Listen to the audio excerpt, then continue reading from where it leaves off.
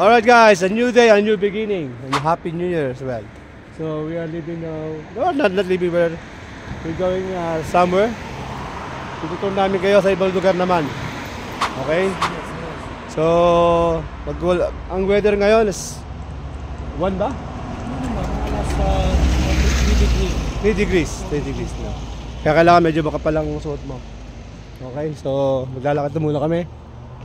Ano ba? Patay pa. Patay third world. Hindi pala pwede.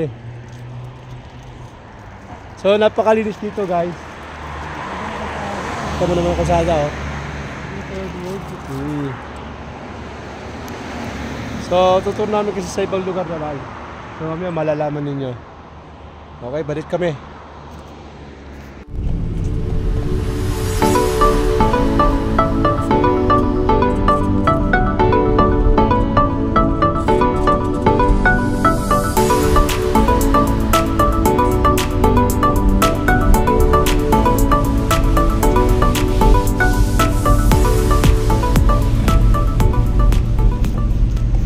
Good morning guys. We're traveling to Armenia. We are still in the border. You see the place. There's a lot of mountain here. And the border so many people. So matagal-tagal pa to. Maghihintay pa kami.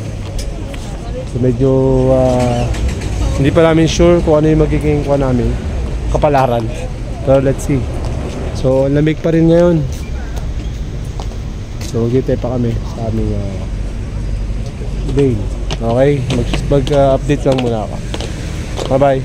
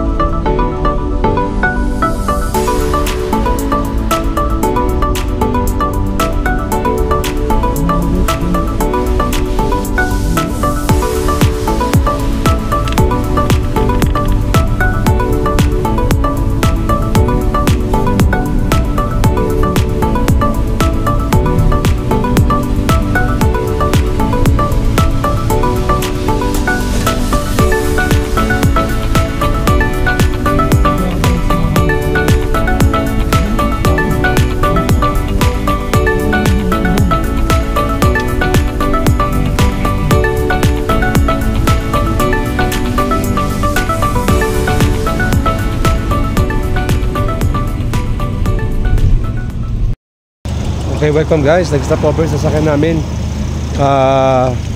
Nandito na kami sa Armenia. Okay, hindi ko alam kung anong lugar to.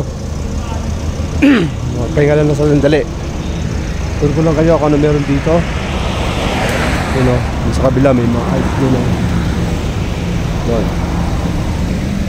So, stop over lang, pahinga ng konti yung driver. Malamig na. Siguro mga 1 or 2 na to degrees. So, hindi ko lang kung ilang oras pa kami makakarating. Siguro nagbiyahe na kami mga 5 hours. 5 hours na kami nagbiyahe. So, ito lang yung parang bus dito. Ayan. Kailangan. Alright guys, update to mamaya.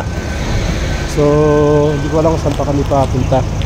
Ay pala, bumaba na ang aking tour master. Tour master, malamig ano?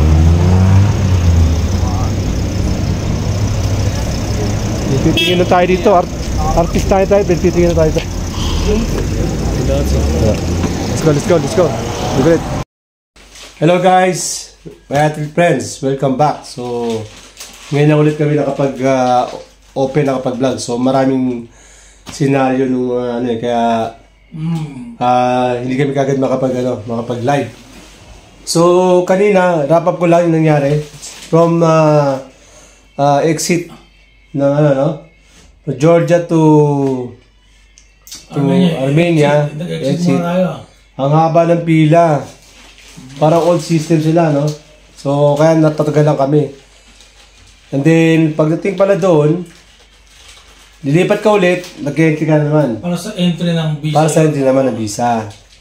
So, ganun pala yung procedure doon. So, kung first time ko lang experience, so, ganun pala yun. So, medyo kakain din ng oras, no? From doon sa pag-exit, sa pag-entry. Ngayon, pag-entry naman pala, so, doon mo na babayaran yung visa. Yes. Okay, doon mo na babayaran yung visa. So, ang visa, magkano? Nasa...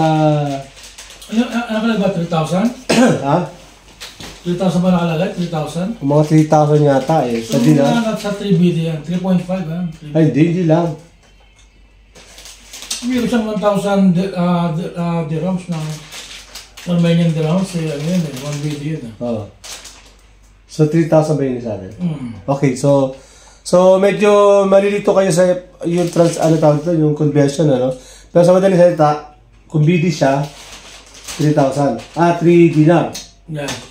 So, ang 1 dinar, 1,000.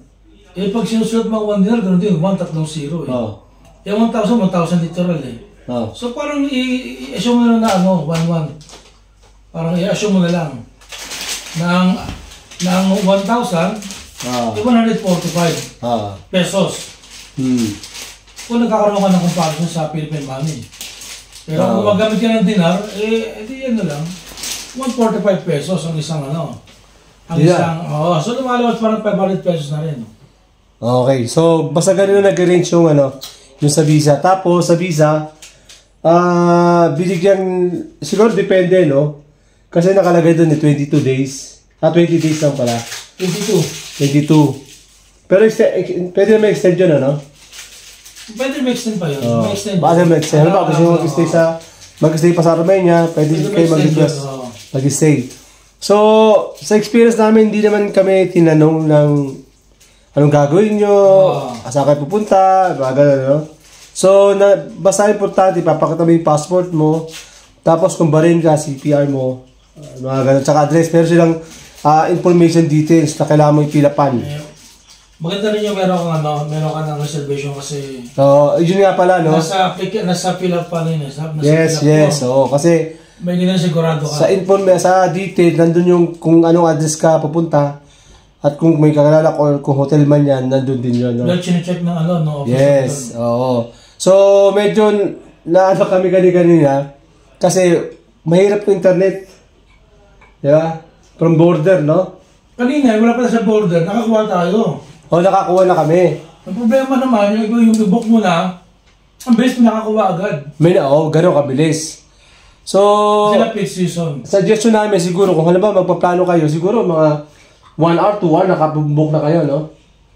Para hindi yung nangyari sa amin sa border, nagkakagilap kami. Kahit one day na yan. Yeah, one day siguro. Kung sigurado na kayo. Kasi sabi parang, hindi talaga planado na ganitong araw, ganito lang, no? Parang pagising namin, o sige ano. Ano lang kami, spontaneous. Spontaneous, ano naman. Okay, tara, parang gano'n. Nagkaroon ko na sakit ng katawan eh. Sakit ng isip. Yes. So, medyo challenging siya, no? Pero maganda rin yung mga ano. Nandiyo ka ba, no? Sabi nga sa Georgia, nakasulat sa may river, di ba? If there's no risk, ang sabi, wala parang wala kwenta, there's no sense, gano'n. No sense, oo. So, kailangan talaga may challenging part na yung situation na ganyan, ano? So, sa madaling salita, nandito kami sa hotel, tsaka nakapag-book kami, mura lang, ano? Good. Alam ko mo, magkano lang, guys? How much again? Sa BD, 23? 23 BDs, 2 days, 2 nights na yan. 2 days, 2 nights. Tapos, kasi may mga hostel eh. Meron kami nadaanan dyan ako hostel, no? Sama-sama sila doon. So kami kahit pa pa, diba naman, check ko kayo sa ano, diba? Tama naman, no? Komportable, kasi kung marami tayo, hindi ka mapagay na. Oo, at least pag dalawa kami, medyo komportable, diba? So, yun din ang kagandahan doon. Hanap kayo doon ng mga... Search lang kayo, makakatsempo kayo ng mura. May iba lang, apat yung traveler. Yun. At nakita nyo, 4 beds. O, solo nyo yun. Solo nyo yun, So, ito lang hinahanap namin, separate yung bed. Yun ang function ng hostel. Diba? So, nakakuha kami ng mabilisan din. Yeah. So, kumbaga talagang nagkataon, talagang maayos naman. So, sa mga salita, medyo, yung travel namin, ilang oras dapat? Walang pito eh. 7 hours, no? Yes, 7 hours din. Kasi, mas alauna.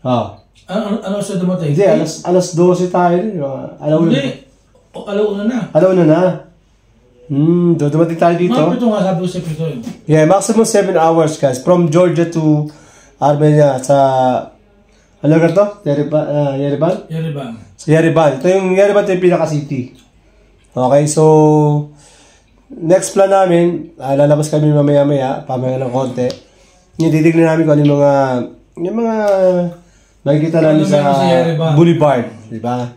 Medyo malawak ang mga daan nung nadaan kami sa sa taxi eh. So, si-share din namin sa inyo. Kaya sumaybayan nyo kami.